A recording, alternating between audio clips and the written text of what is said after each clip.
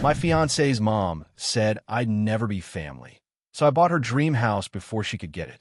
My future mother-in-law said it with a tight little smile that never touched her eyes. You'll never be family. And the room went weirdly quiet like someone had turned down the volume on Christmas. I was standing by the kitchen island holding a paper plate that was already going soft from the heat of the roast, and I swear I could feel the grease soak through my fingertips while the sentence sat between us like a dirty dish nobody wanted to pick up. Behind her, the tree lights blinked green, red, and my fiancé, Ethan, froze mid-sip, throat bobbing like he'd swallowed the wrong way. His aunt's laugh died. Someone's fork scraped porcelain. And his mother, Linda, just kept looking at me like she'd finally said the thing she'd been saving up for years. I didn't say anything at first because my body did this stupid thing where it tried to keep me safe by going numb. My face stayed polite, but my chest felt hot and tight, like I'd been wrapped in cling film. I could taste the sharpness of cheap, sparkling wine on my tongue and the cinnamon from whatever candle she'd lit to make the house smell like home, as if home was a scent you could buy. Ethan's hand found my lower back, a small pressure. I'm here, don't explode, but it almost made it worse because I could feel him wanting me to be the bigger person in real time. Linda's eyes flicked down to my ring and back up, and she added, softly, like she was doing me a favor, and I'm telling you now, so you don't embarrass yourself later. It was mid-October when everything really started, but if I'm being honest, Linda had been warming up to this moment since the day Ethan introduced me. There are people who dislike you quietly, who keep it civil, who at least pretend. Linda isn't subtle, she's just polished. She can weaponize manners the way some people weaponize fists. She'll offer you tea and cut you at the knees with the same breath. Ethan and I have been together for years. We got engaged this past summer. He's the kind of man who makes dinner without being asked, who remembers the name of your coworker's annoying dog, who squeezes your shoulder when you're anxious in public. He's also the kind of man who grew up in a house where Linda's moods decided the weather, and I didn't fully understand how deep that conditioning went until I watched him shrink whenever she disapproved of something. Linda comes from money, or at least money adjacent. Country club money. We don't talk about money while talking about it constantly through what they wear, what they buy, and who they consider appropriate. Ethan's father is quieter, the type who lets Linda drive because life is easier when she gets her way. Ethan is the only child, which means she's been treating him like a project and a possession his entire life. I'm not from that world. I'm not tragic, but I'm normal. My parents are teachers. I went to public school. I work in finance, not glamorous, not hedge fund, just a solid job that I've built over time. I pay my own bills. I have a small apartment I'm proud of because I bought my first decent couch with my own bonus, and it didn't come with strings attached. Linda hated that I didn't come with the right packaging. At first, it was little things. The first time we met, she hugged me lightly and said, "Oh, they're pretty," like she was surprised it was possible. She asked where I went to school, and when I answered, she said, "How diverse," and then changed the subject to Ethan's bright future. At dinners, she'd ask me questions that weren't questions, more like traps. "So, do you see yourself working after you have kids?" She'd ask with a smile, like the correct answer was obvious, and my job was to prove I knew it. If I said I enjoyed working, she'd nod and say, "That's nice for now." Ethan tried to intervene in small ways. "Mom, drop it. Mom, that's not funny." But he'd say it like he was trying to calm a dog, not correct a person. Linda would just laugh and claim she was teasing, and everyone would move on, and I'd be left with that familiar itch under my skin, the one that shows up when someone disrespects you and everyone expects you to absorb it gracefully. The dream house had been a character in Linda's life for years. I'd heard about it before I ever saw it. One day, she'd sigh, scrolling through listings on her iPad like it was a hobby. We'll find the right one. Then she'd show Ethan photos of these huge homes, white brick, black shutters, manicured hedges, and say things like, "This is where you were meant to grow up," as if his current childhood home wasn't already bigger than anything I'd lived in. There was one house in particular she talked about like it was a soulmate. It sat on a leafy street near a little village strip with cafes and boutique shops. Big corner block. Pool. Original stained glass in the entry. A wide front porch with those thick pillars that look like they belong in a movie where everyone wears linen. Linda had a photo of it saved. She'd show it to me like she was showing me a rare gem and say, "This is taste. This is quality. This is legacy." She would say legacy a lot, like she was building a dynasty and not just buying property. When that house finally came on the market, Linda acted like it was destiny. She invited herself to our place one Sunday afternoon. Didn't ask, just arrived with a folder of printouts like she was presenting a business plan.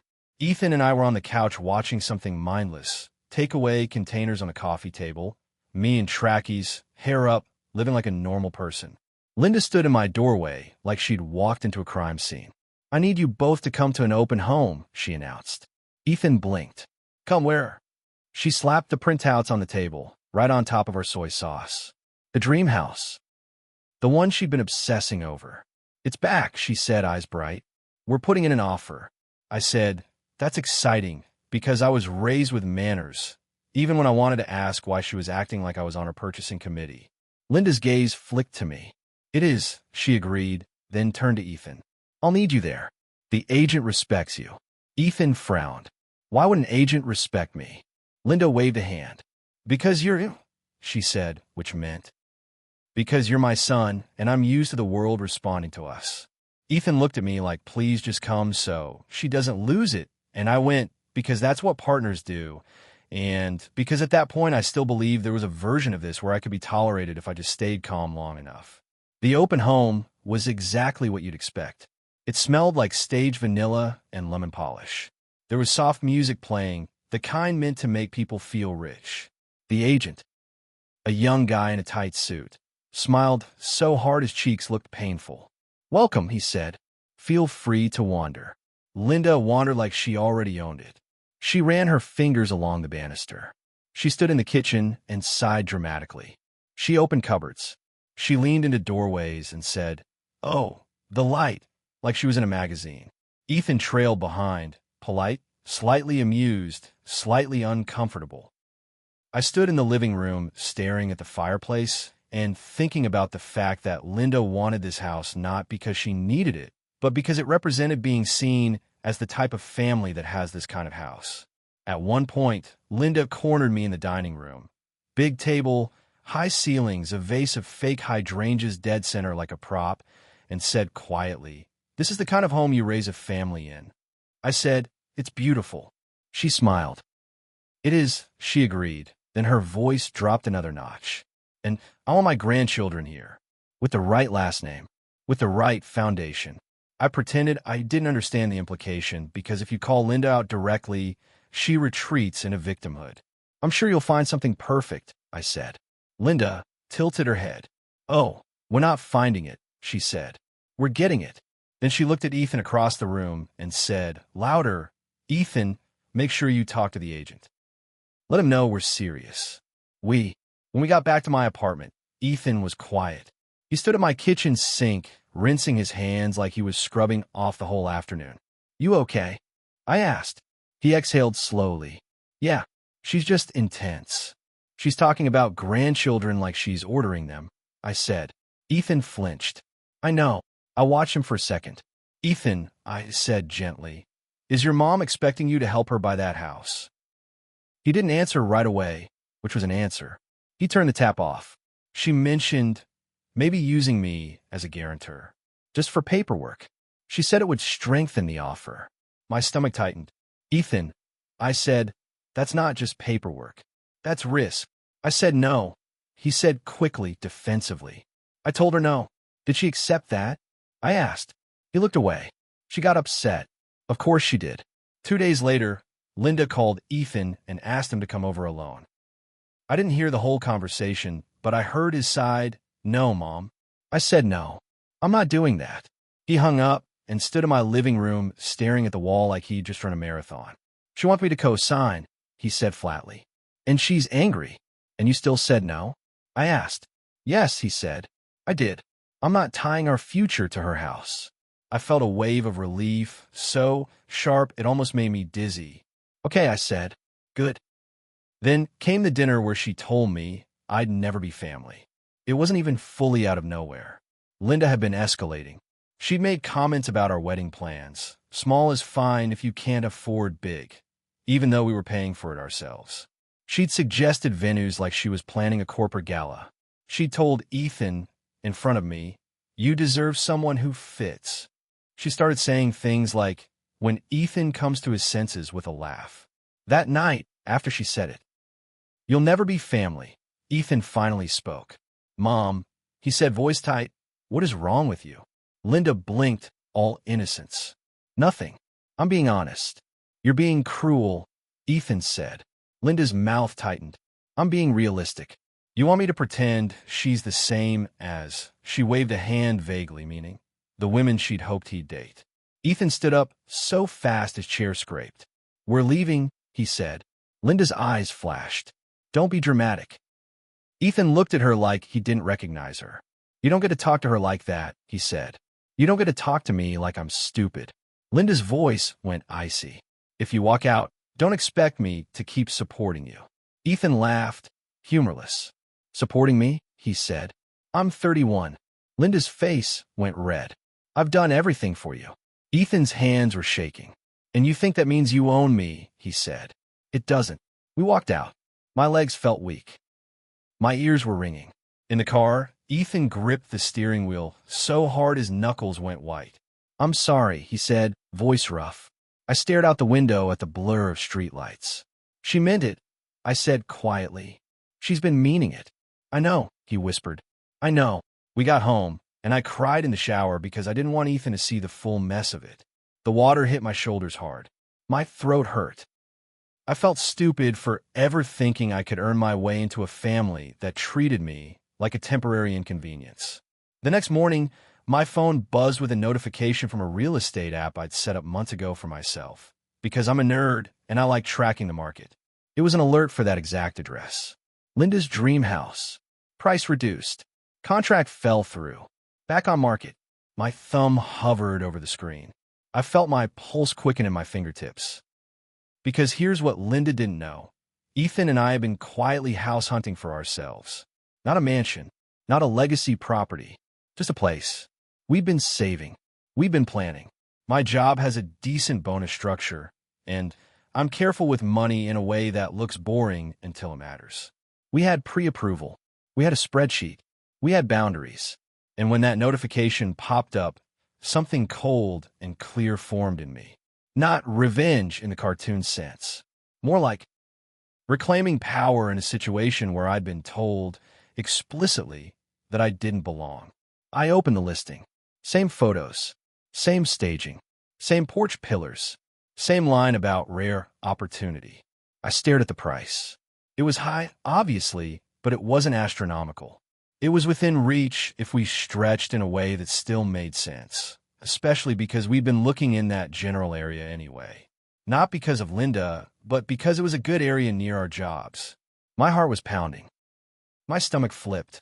I could already hear Linda's voice in my head saying legacy, and then saying, "You'll never be family." I didn't tell Ethan right away.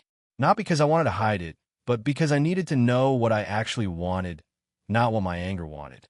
So I did something I hadn't done in years. I took a sick day. I drove to the open home alone. It was midday, bright sun. The front yard smelled like cut grass. The same agent was there, smile locked on. "Welcome back," he said automatically, then hesitated when he realized I was alone. "Oh, just you today?" "Just me," I said. I walked through slowly, not like Linda did. I tried to imagine my life there. My coffee mugs in the kitchen. Ethan cooking. A dog. A spare room as an office. Friends over, laughing, not performing. In the master bedroom, I stood by the window and let myself breathe. The room was quiet. I could hear distant traffic and a bird somewhere outside. I wasn't thinking, got you, Linda. I was thinking, why do I feel like I need permission to take up space? The agent approached with his clipboard. "So," he said, "are you looking to make an offer?" I heard myself say, yes. The word hung in the air. I asked practical questions. Settlement timelines. Building report. What happened with the previous contract? The agent said finance fell through, with the practiced sympathy of someone who'd heard 10 versions of it. I nodded. "Okay," I said. Then, very carefully, I asked, was the previous buyer a family in the area? The agent hesitated, professional smile flickering. I can't disclose. Of course, I said quickly. Just curious. He relaxed. It's been a lot of interest, he said, but the vendor's keen to move. I left with the brochure in my hand, the paper warm from the sun, and I sat in my car with my heart racing like I'd done something illegal. My hands were trembling on the steering wheel. When I got home, Ethan was in our kitchen making toast like nothing in the world was wrong. He looked up and immediately saw my face. What's happened? He asked. I held up the brochure. Your mom's dream house is back on the market, I said. Ethan's expression tightened. Don't, he said softly, like he knew what my brain might be doing. I went, I admitted, to the open home. Ethan exhaled hard, ran a hand through his hair. Why? Because, I said, voice shaking slightly, I needed to see if I actually liked it or if it was just everything. Ethan stared at me, and I sat down, fingers gripping the edge of the table. I liked it, I said. A lot. Silence. Ethan's jaw worked. Are you saying you want to buy it? I nodded. My stomach churned. I think I do. Ethan sat down slowly across from me. He looked exhausted. Is this about her? I swallowed. It started as her, I admitted. I saw the notification and my first thought was, petty. I won't lie. Ethan's eyes flicked away. Okay. But then I walked through it. I continued faster because I needed him to understand, and I realized it's actually a good house. In a good area. It's within our range. We've been looking anyway. This isn't me buying a house just to spite your mother. It's me choosing something she thinks she's entitled to and choosing it for us. Ethan stared at his hands for a long time. I could see his conflict like a physical thing. Loyalty conditioning versus love versus fear of his mother's explosion. Finally, he said, quietly, if we do this, she will lose her mind. I know, I said. And she'll blame you, he added. I know, I repeated. Ethan looked up at me then, eyes steady. And you're still willing? I took a breath. Yes, I said, but only if you're with me. I'm not doing this to drive a wedge between you and her. I'm doing it because she doesn't get to decide what I'm allowed to have. Ethan nodded once, slow. Okay, he said. Then we do it. The next 2 weeks were a blur of adult stress.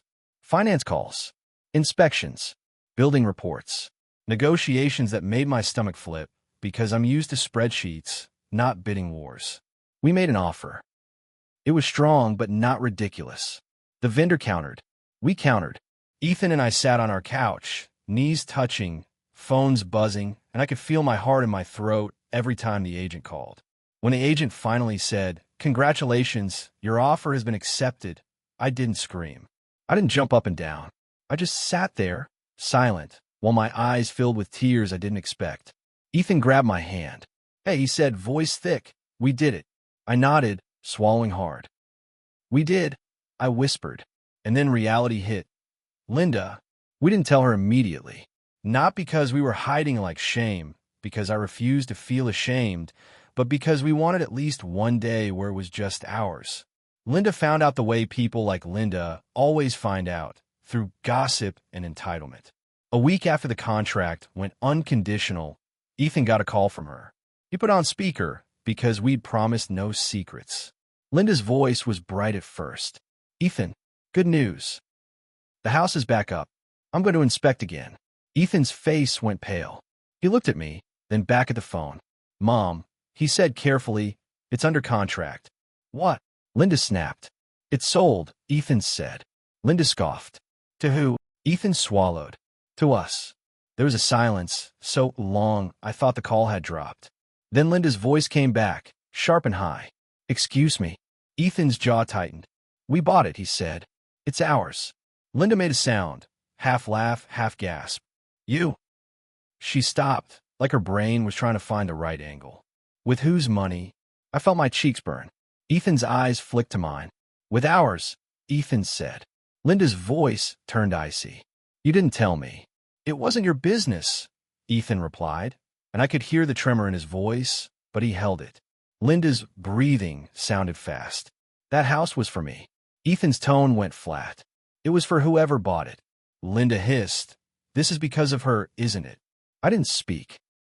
Not because I was scared, but because I knew if I entered the call, Linda would turn it into a spectacle. Ethan said, "Mom, stop." Linda's voice rose. "You did this to punish me." Ethan's breath came out shaky. "No, we did it because we wanted it." Linda laughed, bitter. "She's never going to be family," she spat. And there it was again, like she couldn't help herself. "And now she's taking my house too?" Ethan's voice went low. "Don't," he said. "Don't say that again." Linda snapped. "You're choosing her over me." Ethan didn't hesitate. "Yes," he said. "That's what marriage is." Linda went silent.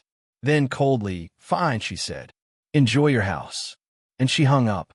For the next month, she went on a campaign. She called Ethan's father crying. She texted Ethan long messages about betrayal. She told relatives I had trapped Ethan. She told people I was controlling, calculating, not who they thought. She even sent me a message, one message. Because Linda doesn't like direct conflict unless she can win it.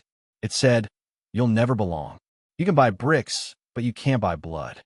I stared at it for a long time, then showed Ethan. He didn't say anything. He just took my phone, blocked her number, and handed it back to me like he was returning something stolen. Moving into the house was surreal. The first night we slept there, the rooms echoed slightly because we hadn't unpacked. The air smelled like fresh paint and cardboard. Ethan and I ate takeaway on the kitchen floor, backs against the cabinets, and the porch light cast a warm square on the tiles like a stage. "I feel guilty," Ethan admitted quietly. I turned my head. "Because you bought a house?" I asked. "No," he said. "Because I'm relieved." I understood that relief too well. A week later, we hosted a small housewarming. Just friends, my parents, Ethan's dad. Not Linda. Ethan's dad came alone, looking like someone who'd left a war zone. He walked through the front entry and paused at the stained glass. "It's a beautiful place," he said softly. "Thank you," I replied. He swallowed. "Linda's having a hard time," he said, as if he couldn't say she was throwing a tantrum. Ethan's jaw tightened. "She'll live," he said. His dad looked at him for a long moment, then nodded like he'd been waiting his whole life for Ethan to finally say that. Later, when everyone left, Ethan and I stood on the porch together. The street was quiet. A neighbor's sprinkler clicked on somewhere. The night air smelled like wet grass. I keep thinking about what she said. I admitted. My voice was small in the dark. That I'll never be family. Ethan turned to me, his hand warm on my cheek. "You are my family," he said. Simple. Direct. No performance. I swallowed hard. What if she never changes? I asked. Ethan's eyes were tired but steady. "Then she loses us," he said. "Here's the part that isn't flashy. Buying the house didn't magically heal anything. It didn't turn Linda into a kind person. It didn't make the extended family suddenly clap for me. It didn't erase the years of little cuts. But it did something I didn't expect. It made me stop bargaining for belonging. Because for so long, I've been trying to earn a place in that family by being pleasant, by being patient, by not reacting when Linda jabbed me. I thought if I stayed calm enough, consistent enough, she'd eventually accept I wasn't going anywhere. But acceptance isn't something you can extract from someone who benefits from rejecting you. Linda wanted me on the outside because it kept her in control. If I was not family, she could always treat Ethan's life like it belonged to her. She could always frame me as temporary, as less, as someone who needed to be tolerated rather than loved. When she lost the dream house, it wasn't the house she mourned. It was the idea that she could still curate Ethan's world. A few months after we moved in, Linda tried a new tactic. She sent Ethan a message through his dad's phone, because blocking only works on numbers, not on determination. It said she wanted to talk. Ethan stared at it for a long time, then asked me, "Do you want to?" I took a breath. My stomach tightened. "Only if she can speak to me like a human," I said. We met at a cafe, neutral territory. Linda arrived dressed like she was going to court. Perfect hair, pearl earrings, stiff smile. She hugged Ethan like she was trying to reattach him. She didn't hug me. We sat. Coffee arrived. Linda didn't touch hers. She looked at me and said, "I may have said things that were harsh." I waited. She continued, "I was emotional." I waited. She sighed like I was being difficult. I'm trying, she said, and there was genuine discomfort on her face. The discomfort of someone learning they can't bully their way into compliance anymore. I said calmly, "You told me I'd never be family." Linda's eyes narrowed. "You took that personally," she said, which was almost impressive in its audacity. "I took it literally," I replied. Ethan's hand found mine under the table, steady. Linda swallowed, eyes flicking to Ethan, then back to me. "I don't like being pushed out," she admitted. I almost laughed. "Almost. You weren't pushed out," I said. "You built a wall and expected us to stand on your side of it." Linda's lips pressed together. "So what?" she said sharply. "You want me to grovel?" I shook my head. "I want you to stop trying to control your son's life," I said, "and stop treating me like I'm a threat." Linda stared at me. The cafe noise swelled around us. Milk steaming, plates clinking, people talking. She looked suddenly older, not in a soft way, but in a brittle way. "I don't know how to do that," she said quietly. Ethan spoke then, voice firm. "Learn," he said. Linda's eyes filled with tears, real ones, I think. "I feel like I'm losing you," she whispered to Ethan. Ethan didn't flinch. "You lose me when you insult the person I love," he said. "You lose me when you try to punish me for growing up." Linda's shoulders sagged. She looked at her untouched coffee, then at me. "I'm not promising anything," she said, defensive again. "But I'll try to be civil." It wasn't an apology. It wasn't warmth. But it was the first time she'd acknowledged the new reality. She wasn't the center anymore. And maybe that's the best I'll ever get from her. Sometimes I still drive up our street and think about how absurd it is that a house became the battleground. How something as basic as property turned into a symbol of power and belonging. But when I unlock the front door, when I hear Ethan call my name from the kitchen, when I walk past that stained glass and see my reflection layered over it, solid, present, not fading, I feel something I never felt at Linda's dinner table. I feel like I belong to my own life. And if Linda can't handle that, she can stay outside the walls she built.